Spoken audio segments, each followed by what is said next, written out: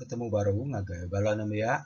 Saritu kita dekat belajar bahasa Iban tahun 3, topik 5.0 Jalai Jaku. Standard isi 5.1 ngena pengelandia Jalai Jaku bak tikas leka jaku ngau frasa. Standard pelajar kita 5.1.2 ngelala lalu ngena jaku ganti nama ngau betul serta engkeman. Ianya jaku ganti nama pengempu. Harap kebalan biak kita belak berbuka ke buku teks.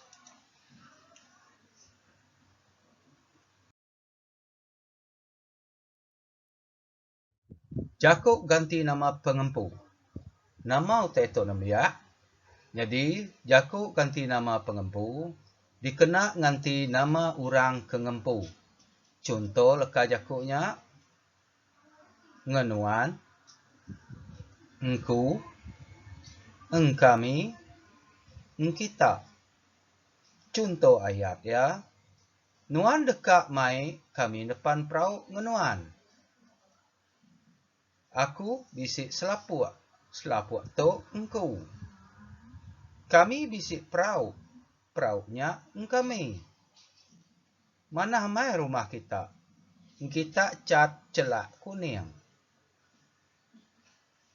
Kita berarti keleka jakunya. Nuan dekak mai kami depan perahu ngenuan. Artinya perahu tu ngaya tu empu. Aku bisik selapuk, selapuk tu engkau. Artinya selapuk tu dempu aku. Kami bisik perahu, perahunya engkami. Artinya perahu kada sebut itu dempu kami. Mana amai rumah kita? Kita cat celak kuning. Artinya tadi kita itu kita medak rumah tu tadi, ianya rumah kita. Yang lain kita nyebut kita.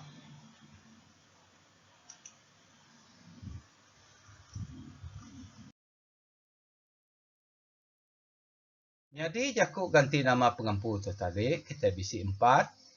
Ianya ngenuan, engku, engkita, engkami. Jika kita sama nyebut, jaku ganti nama pengempu. Contoh ya, ngenuan, engku, engkita, engkami.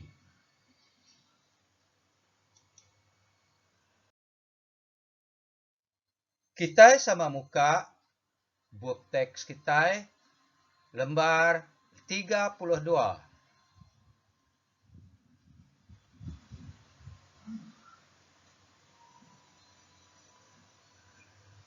Jaku ganti nama pengempu. Dengar ke audio lalu perhati ke jaku ganti nama pengempu bisi dalam randau. Pelanduk seduai tekura bebaik ngigak pemakai. Datai bak madang riang seduai lalu ngetu.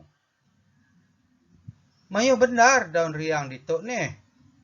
Muak hari ni ngenuan sambil. Tu kami serumah magang sambil. Engku muak hari atas nyen. Ndak pungkang pemakai me kita serumah entik pihak. Au. Ni pemesai madang buah kita sambil. Kami sebuat ndak gak ngemesai kita tu. Engku penumbas ya gak pemesai. Mana minyak sambil? Belak sama bisi. Hanya rendau, pelanduk seduai, tekura. Jadi udah kita mendiang ke audionya tadi.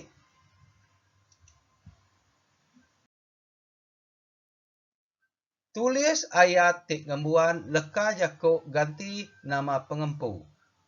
Garis leka jaku Tik nunjuk ke leka jakuk ganti nama pengempu.